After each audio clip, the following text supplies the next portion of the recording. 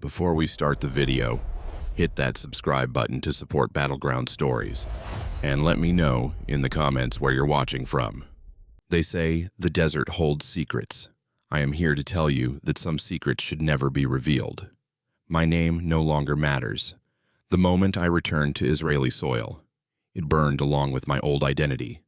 What I saw beneath the Iranian desert in the spring of 2019, it still wakes me up at 3 in the morning in a cold sweat, hearing sounds that shouldn't be there.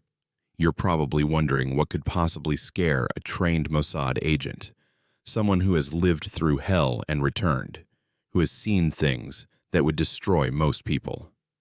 Let me tell you something.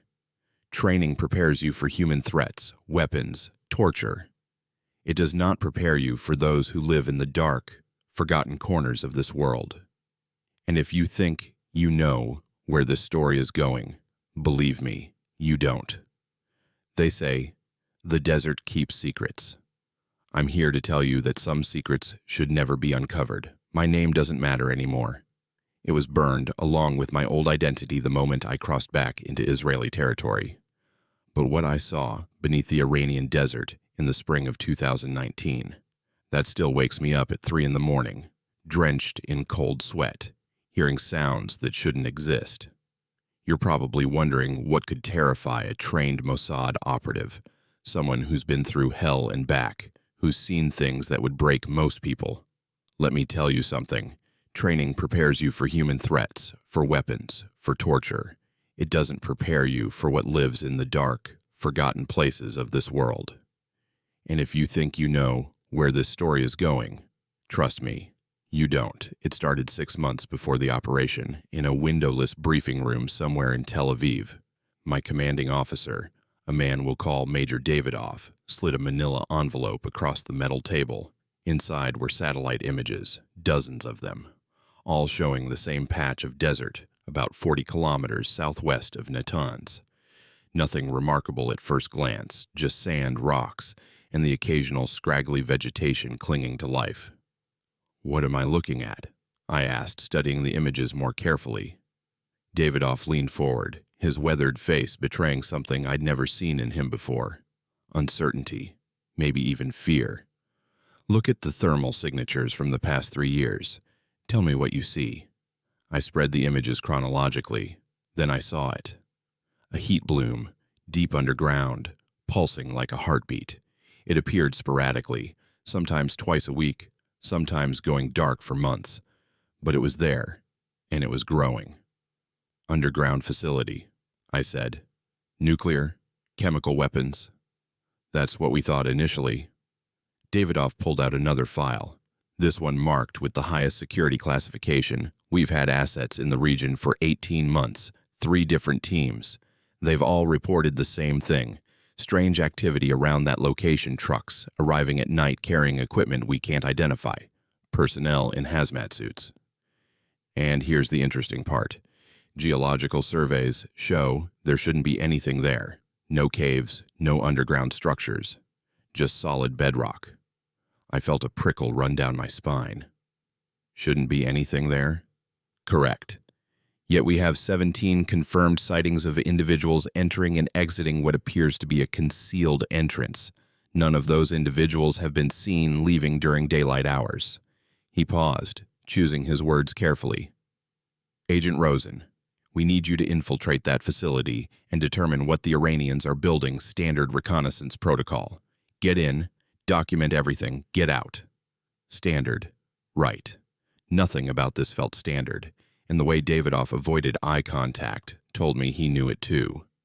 The next 4 months were intensive preparation. New identity. I became Dr. Sarah Mitchell, a British archaeologist specializing in ancient Persian sites. It was a solid cover, one that had been built, documented digital footprint. The British angle gave me access to certain areas without raising immediate suspicion, especially if I was collaborating with Iranian universities on historical preservation.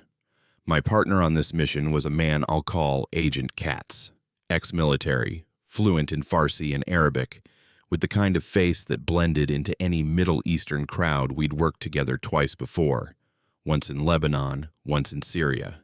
He was good, methodical, the kind of operator who checked his equipment 3 times and slept with one eye open.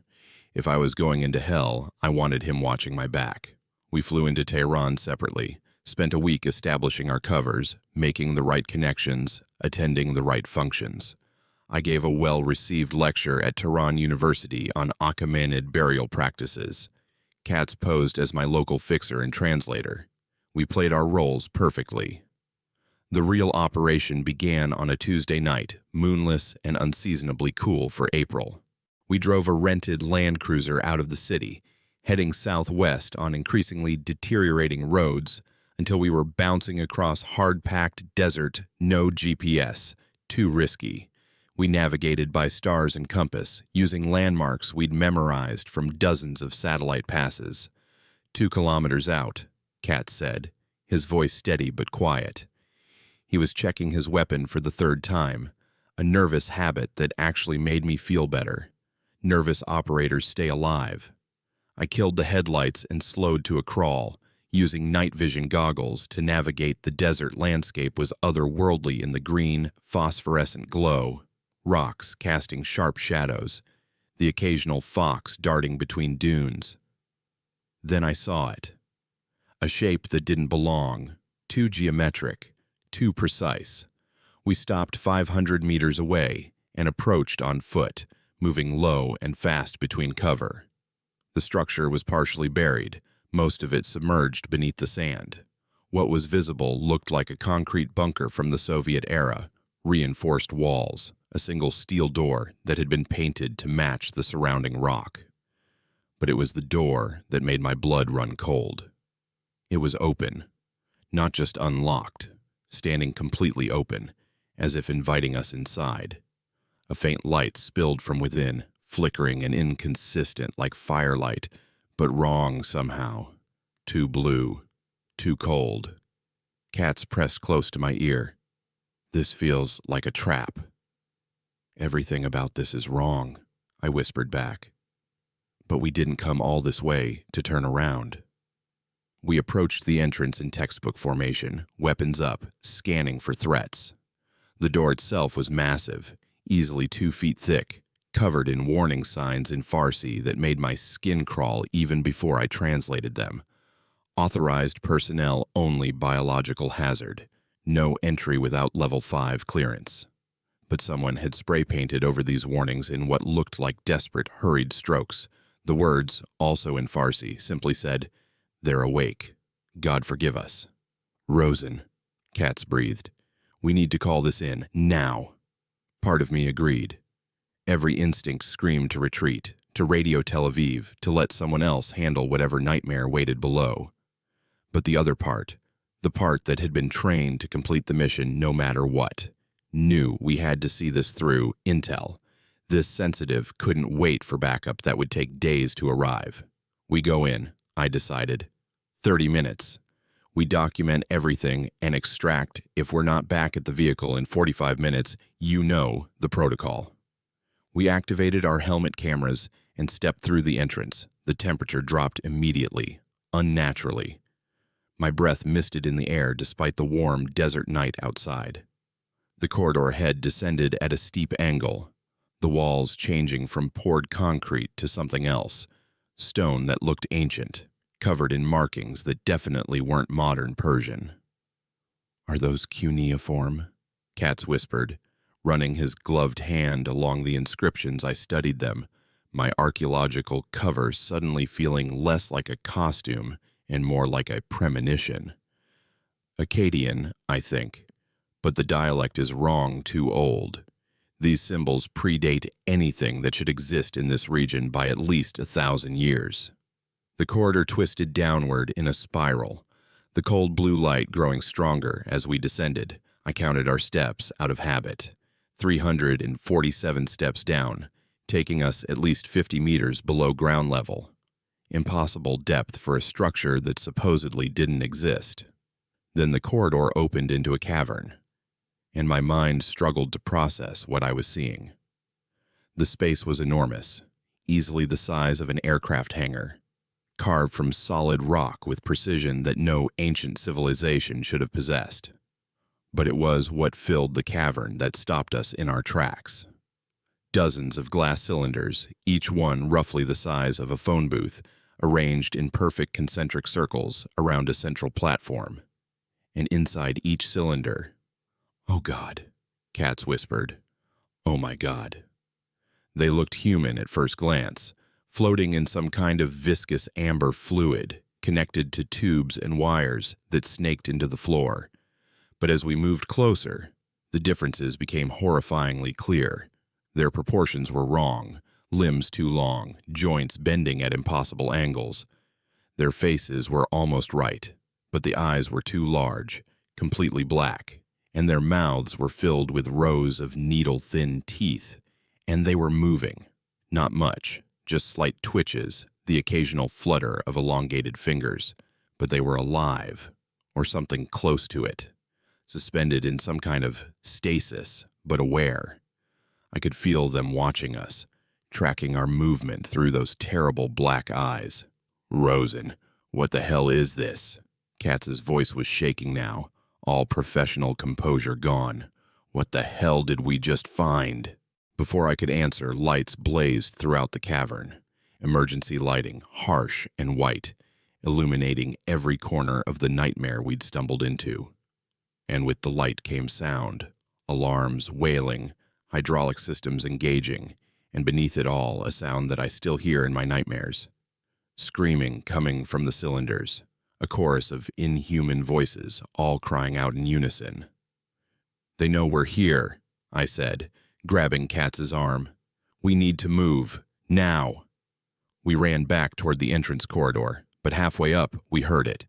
Footsteps pounding down from above. Multiple contacts, moving fast Iranian security forces, or worse, whatever personnel had been running this facility. Katz pulled me into a side passage I hadn't noticed on our way down. We pressed ourselves into the shadows, as a squad of soldiers rushed past, shouting in Farsi. But these weren't regular Revolutionary Guard. Their uniforms were wrong, covered in the same warning symbols we'd seen on the door. And their weapons. I'd never seen anything like them. Some kind of energy weapon, crackling with blue light that matched the eerie glow throughout the facility. "Alternative exit," I whispered. "There has to be one. Facilities like this always have a secondary escape route."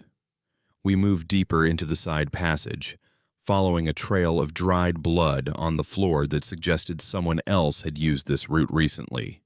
The passage narrowed, forcing us to move single file, our shoulders scraping against walls that felt like they were closing in.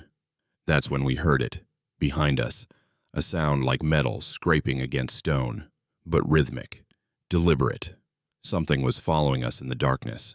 The scraping sound grew louder, closer. Whatever was behind us moved with purpose, and the way it echoed off the narrow walls made it impossible to judge distance. Could be 10 meters back, could be right behind us. "Faster," Katz hissed, his weapon trained backward into the darkness. "Whatever that is, I don't want to meet it in a corridor this tight." We half ran, half stumbled through the passage, following the blood trail that was getting fresher, wetter. Someone had come through here recently, within hours, maybe minutes.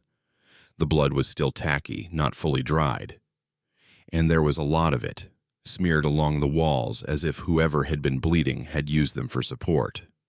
The passage suddenly opened into another chamber, smaller than the main cavern but no less disturbing. This room looked like it had been carved out in a hurry. Rough walls, exposed rock, emergency lighting dangling from hastily drilled holes. And in the center, a makeshift laboratory that looked like something from a war zone field hospital. Medical equipment was scattered everywhere. Centrifuges, microscopes, containment units with biohazard symbols. But it was the examination table that made my stomach turn. Restraints hung from its sides, still stained with blood. And on the floor beside it lay a body. I recognized the uniform immediately. Iranian Revolutionary Guard, but with those same modified insignias we'd seen on the soldiers above. The man had been dead for maybe 6 hours, his body already beginning to show signs of decomposition that seemed accelerated, skin gray and mottled, veins standing out black against pallid flesh. But it was his face that told the real story.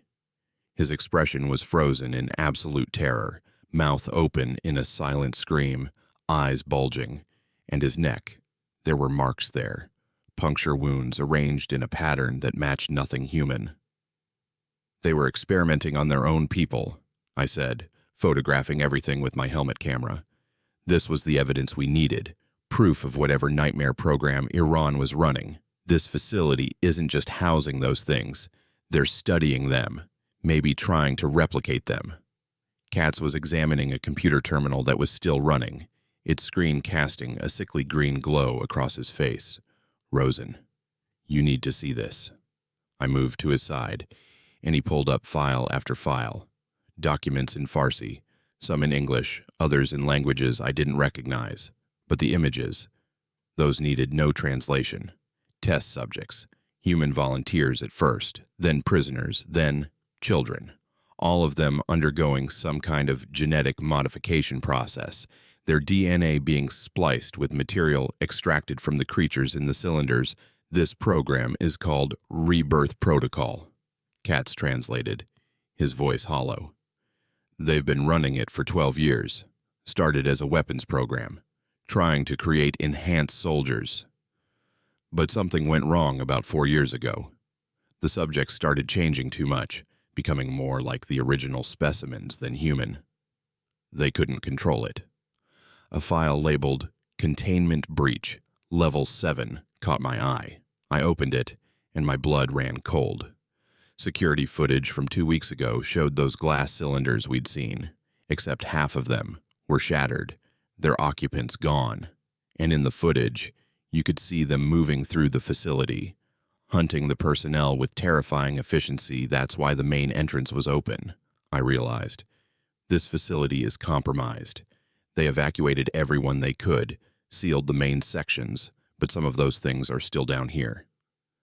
As if responding to my words, the scraping sound returned, now coming from multiple directions. And with it, that sound, that screaming we'd heard from the cylinders, but closer now, more coherent, almost like words, but in a language that predated human speech. We need to find that exit, now. Katz was already moving toward the far side of the laboratory where another passage led deeper into the complex. According to these schematics, there's an emergency elevator system about 200 meters ahead. It'll take us to the surface about a click from where we parked. We ran. Professional training went out the window. This was pure survival instinct. Behind us, something entered the laboratory. I risked a glance back and immediately wished I hadn't. The creature was one of those things from the cylinders, but it had changed. Adapted. Its body was covered in what looked like hardened carapace, and its movements were fluid, predatory. Those black eyes locked onto us, and it smiled. Actually smiled, with those needle teeth gleaming in the emergency lights. Then it screamed, and the sound was answered by others throughout the facility, a hunting cry. They were coordinating. The passage ahead split into 3 directions. Katz checked his compass, made a decision, and pulled me left. We burst through a door marked in Farsi with warnings about radiation, which should have made us stop. But compared to what was chasing us, a little radiation exposure seemed like a fair trade.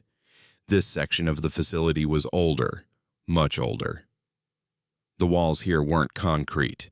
They were the same ancient stone we'd seen near the entrance, covered in those impossible cuneiform inscriptions, except here, the writings were different. These weren't just symbols. They were diagrams, instructions, a manual for something that should never have been written. Katz, stop, look at this. I was breathing hard, but my archaeological training kicked in despite the terror. These inscriptions, they're not just ancient, they're describing the creatures. This wasn't built by the Iranians at all. They found this place. They excavated something that was already here. He studied the walls, his expression shifting from fear to horrified understanding. How old are we talking? These symbols predate Sumerian cuneiform. We're talking 5, maybe 6,000 years old, before recorded civilization. I traced one of the diagrams with my finger, and look at this. It's a star chart, but the constellations are wrong. This isn't showing Earth's sky, at least not from any time period we have records of. The implications were staggering, but we didn't have time to process them. The creatures were close now. We could hear them in the passages behind us, their movements growing more coordinated, more intelligent. They were herding us, I realized, driving us toward something. We ran on, the ancient corridor twisting and turning, sloping downward again, deeper, always deeper.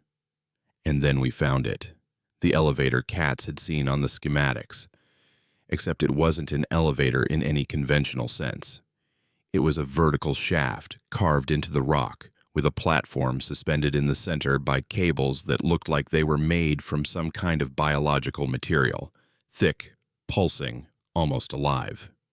The platform itself was covered in those cuneiform symbols, and in the center was a control panel that looked like a bizarre fusion of ancient stonework and modern technology.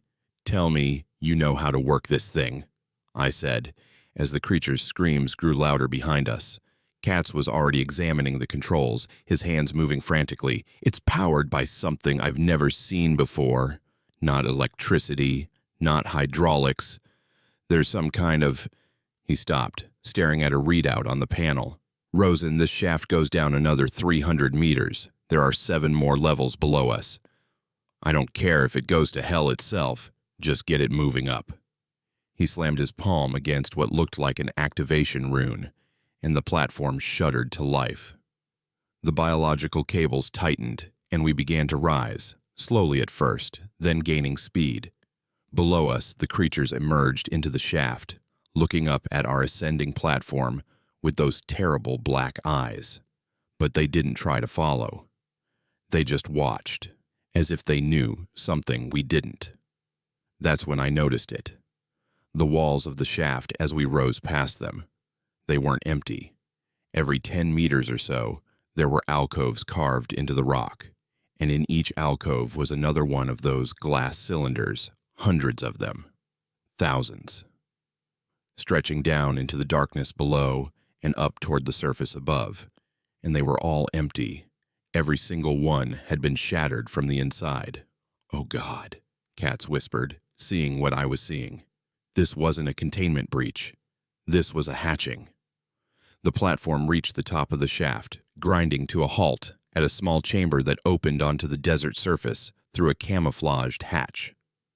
We could see stars through the gaps, smell the cool night air.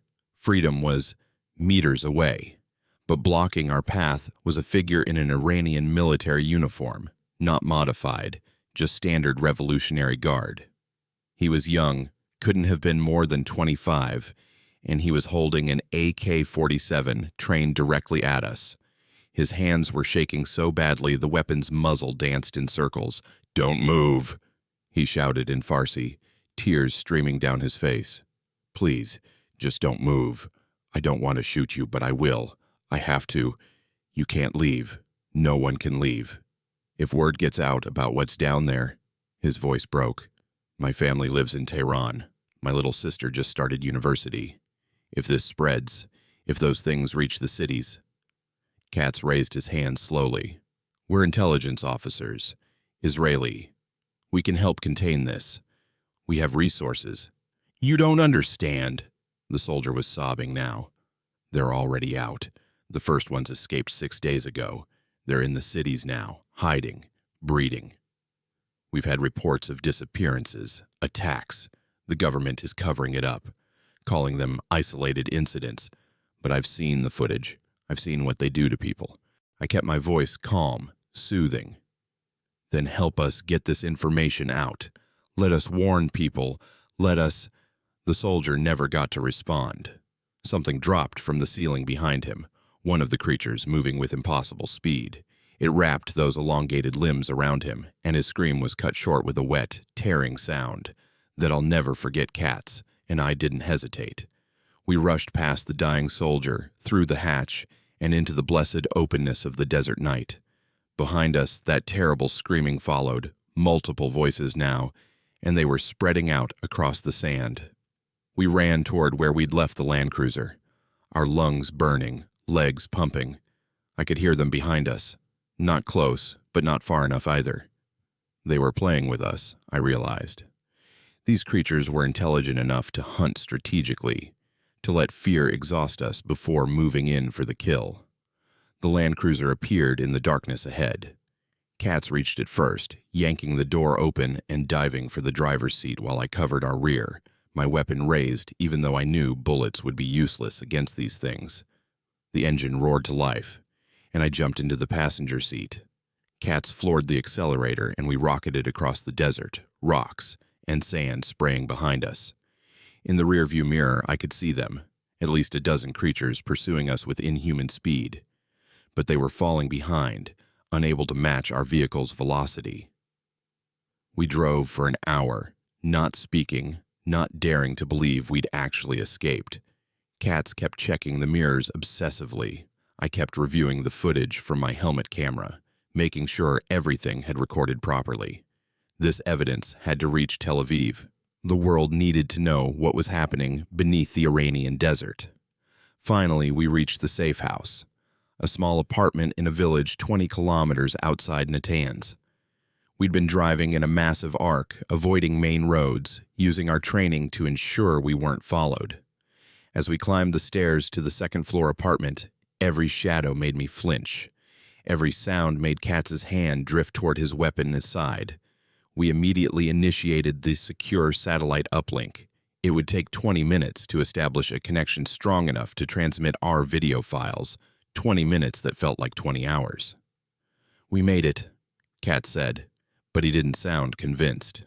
He was at the window, peering through a gap in the curtains at the dark street below. "We actually made it out." "We got lucky," I replied, downloading the footage to multiple encrypted drives. "Redundancy. We needed backups of backups. That soldier saved us. If he hadn't distracted that creature..." "He knew he was dead the moment we came up that shaft," Katz interrupted. "Did you see his eyes? He'd already accepted it. He just wanted to delay them long enough for someone to get the word out." The satellite connection established with a soft beep. I began uploading the files, watching the progress bar crawl forward with agonizing slowness. 5%, 10%, 15%. That's when the power cut out. Not just in our apartment. The entire village went dark. Through the window, we could see the streetlights dying, house by house, like dominoes falling. And in that darkness, movement, shapes flowing between buildings, too fast and fluid to be human.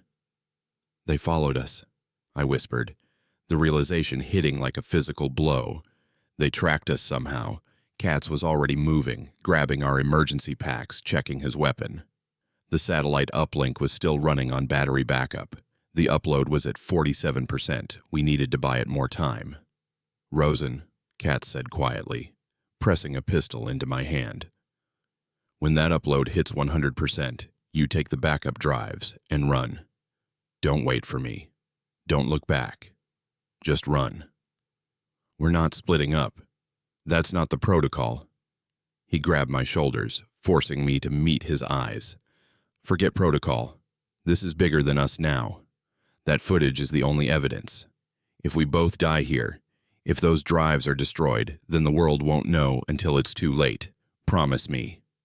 Before I could answer, the door exploded inward. The creature that came through the door moved like liquid death.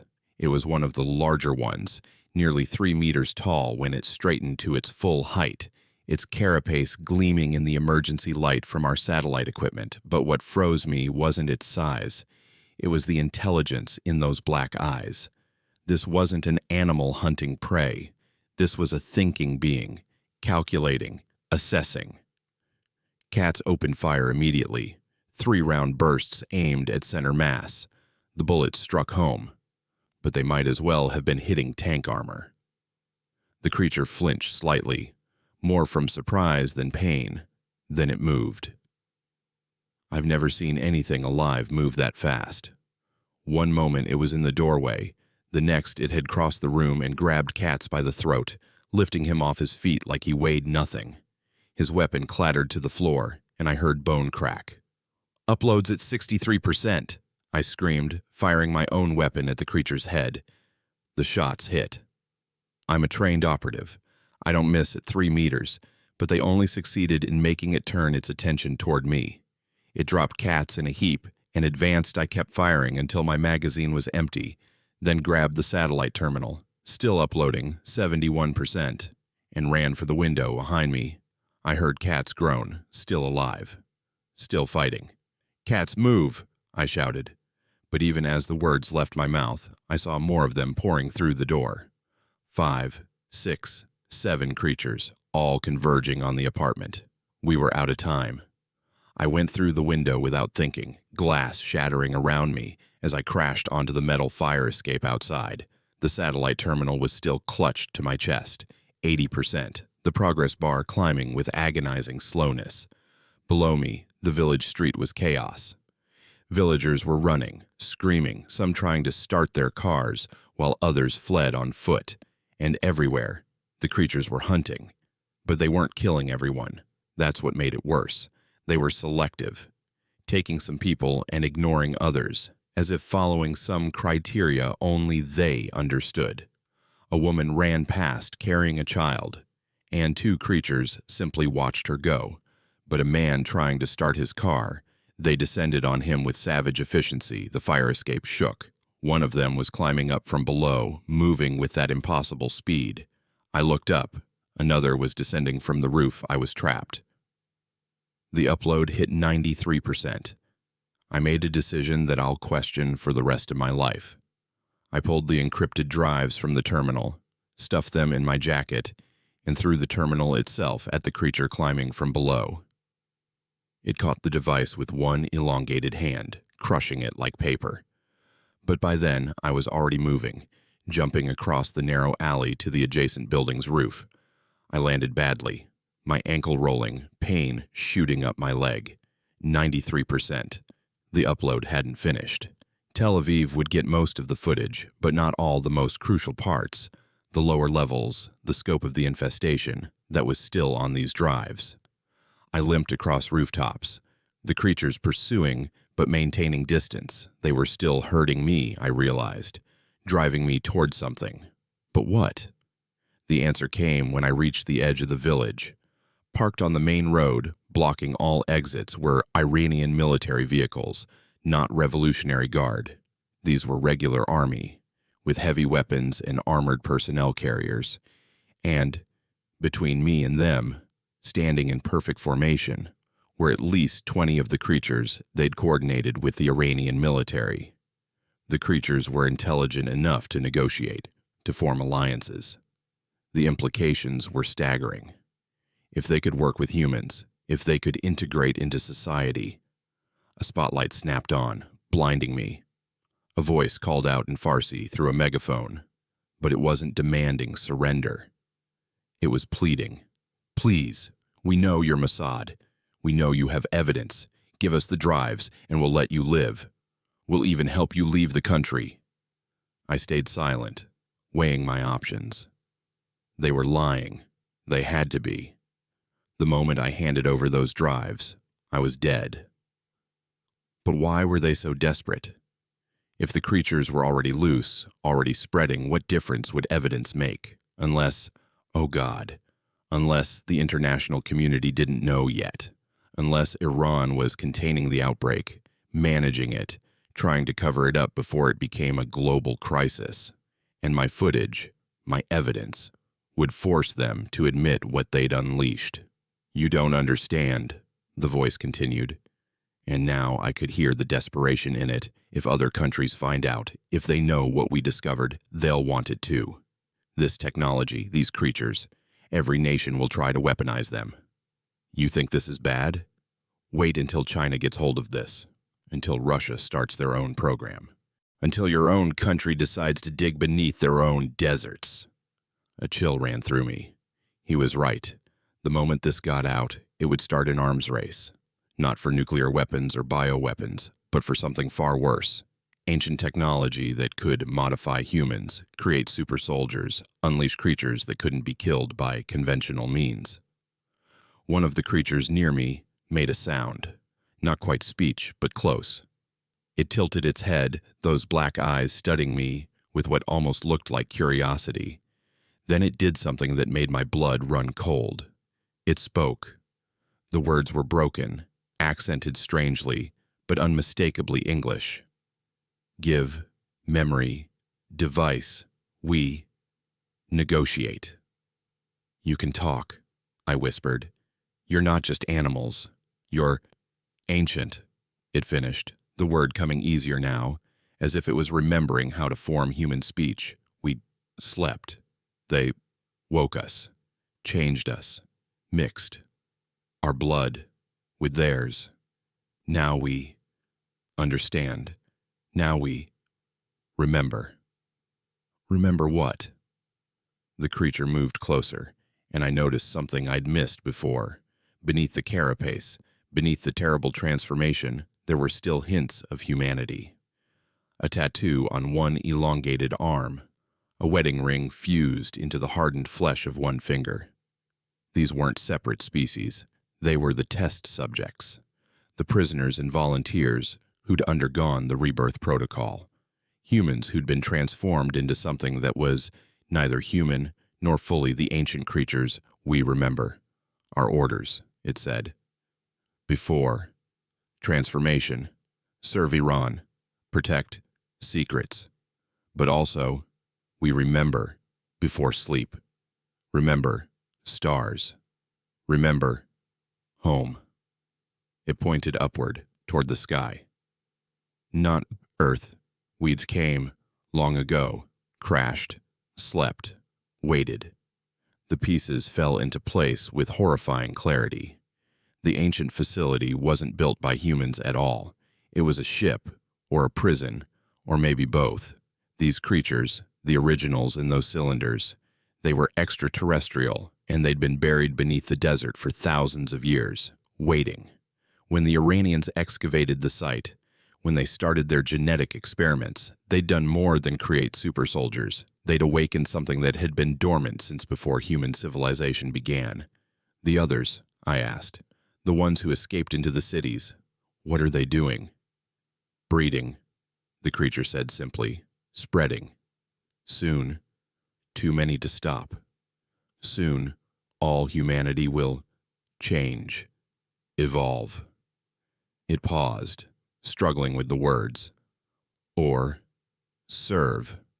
Behind me, I heard footsteps. Cats. He'd survived somehow. Was climbing onto the roof, his face a mask of blood, one arm hanging uselessly at his side. But he was carrying something. Our last emergency flare gun. Rosen, he gasped. The drives. Throw them. Now. I didn't hesitate. I pulled the encrypted drives from my jacket and hurled them as far as I could, across the gap between rooftops, toward where our original Land Cruiser was still parked in the shadows. Years of training made my throw accurate despite the pressure. Cats fired the flare gun straight up into the air. Red light bloomed against the darkness, and I understood immediately it was our emergency extraction signal. Somewhere, hopefully not too far away, our backup team would see it and come running. The creatures reacted instantly. The one who'd been talking to me lunged forward, but Katz threw himself between us, tackling it with his one good arm. They went down together, rolling toward the edge of the roof. Go, he screamed at me. Get the drives to Tel Aviv, tell them. Tell them it's everywhere, not just Iran. Tell them to check their own deserts. Every ancient site, every unexplained ruin. The creature's claws found his throat, and his words became a wet gurgle. I wanted to help him, wanted to save the man who'd been my partner, my friend. But he'd bought me seconds, and I couldn't waste them. I jumped from the roof, landed hard on top of a parked car below, and rolled off onto the street. Pain exploded through my already injured ankle, but adrenaline kept me moving. The Land Cruiser was 30 meters away. The creatures were converging from all directions. The Iranian soldiers were shouting, some opening fire. Whether at me or the creatures, I couldn't tell. 20 meters. I could see the drives, where they'd landed on the hood of the Land Cruiser.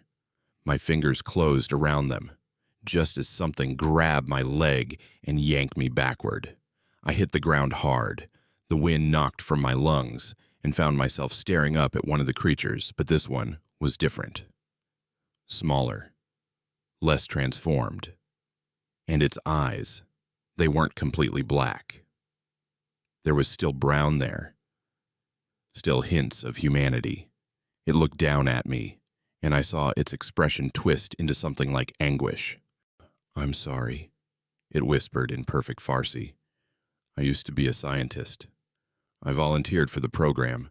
I thought we were making Iran strong. I didn't know." Tears streamed down its distorted face. "Run, please. Some of us are still fighting it, still trying to stay human. But we're losing. Every day we remember less.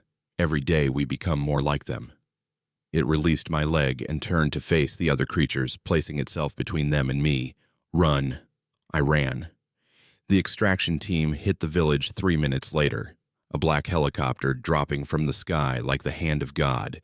Door gunners opening up with heavy machine guns that actually seemed to affect the creatures, not killing them, but driving them back, forcing them to take cover. I scrambled aboard, the drives clutched to my chest, and watched through the open door as the village receded below us. Fears were breaking out now. The Iranian military was pulling back, falling into defensive positions. And everywhere, the creatures were spreading outward, heading in all directions, disappearing into the desert night. Cats never made it out. Neither did the scientist who'd helped me escape. The village was quarantined by morning. The entire population either dead or transformed. Official Iranian reports called it a chemical leak from a nearby military facility. The international community accepted the explanation without question. But I know the truth. And now, 6 years later, I see the signs everywhere. Unexplained disappearances in remote areas. Archaeological sites that suddenly get shut down without explanation. Military buildups around ancient ruins in Egypt, in Peru, in China. Governments know. They're searching their own territories, looking for more of these facilities, more of these buried ships or prisons or whatever they are, and they're finding them. The footage I recovered made it to Tel Aviv. It's been seen by maybe 20 people at the highest levels of Israeli intelligence. Some of it was shared with American and British counterparts. There's been talk of a secret international task force, off-the-books operations to contain the spread, but it's too late for containment. 3 months ago, I saw one of them in Jerusalem, just walking down the street wearing human clothes. Its transformation subtle enough to pass in a crowd. It looked right at me, and I saw recognition in those eyes that were just a shade too dark. It smiled, nodded slightly, and kept walking. They're here. They're everywhere. Some are fighting to stay human, like that scientist. Others have fully embraced the transformation, working toward whatever goal their ancient predecessors had before they were buried and forgotten. I still have nightmares about that facility, about the thousands of empty cylinders stretching down into the darkness, about Katz's last words, "Check their own deserts," because he understood, in those final moments, what I'm only now truly comprehending. This wasn't an isolated incident. The ancient crash or prison or whatever it was, it happened all over the world. These creatures didn't come to Earth in one ship. They came in dozens, maybe hundreds. And they were all buried, all waiting, all over our planet, beneath our cities, our monuments, our holiest sites. The Iranians just found one first. And now, every nation with the capability is racing to find their own facility, their own cache of ancient biotechnology. China's recent expansion into the Taklamakan Desert, not looking for oil. Russia's sudden interest in remote Siberian archaeology, not for historical preservation. Even the Americans have increased activity around certain Native American sites that have been protected for generations. They're all looking for the same thing, and they're all finding it. I was discharged from Mossad 2 years ago. Officially, it was medical retirement, PTSD, from a classified operation. Unofficially, I know too much. I've seen too much. They gave me a new identity, A quiet life in a small coastal town where nobody asks questions. They probably hope I'll stay silent, fade away, maybe drink myself to death like so many other burned operatives. But I can't stay silent. Not when I see them everywhere now.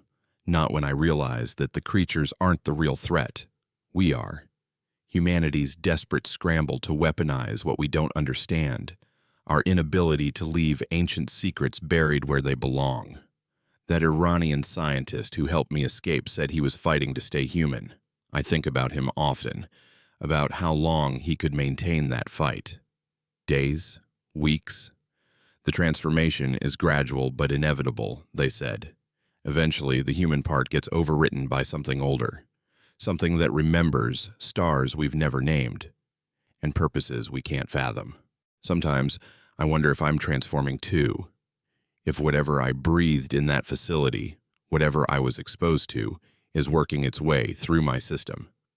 I catch myself thinking thoughts that don't feel quite my own, having dreams about places I've never been, cities of impossible geometry, skies with too many moons, sounds that language can't describe, or maybe that's just the PTSD, the trauma, the survivor's guilt.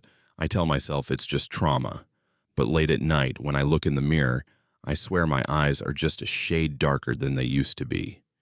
And sometimes, in the moments between sleep and waking, I remember things that never happened to me.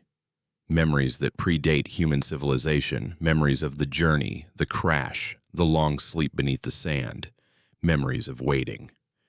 The uploaded footage sits in a secure server somewhere, seen by fewer than 50 people worldwide. The drives I carried out are locked in a vault that requires 3 separate keys to open. The Iranian facility was destroyed 2 weeks after my extraction. Officially an earthquake, unofficially a tactical nuclear device denoted deep underground. But it doesn't matter. You can't nuke an idea. You can't bomb knowledge into non-existence.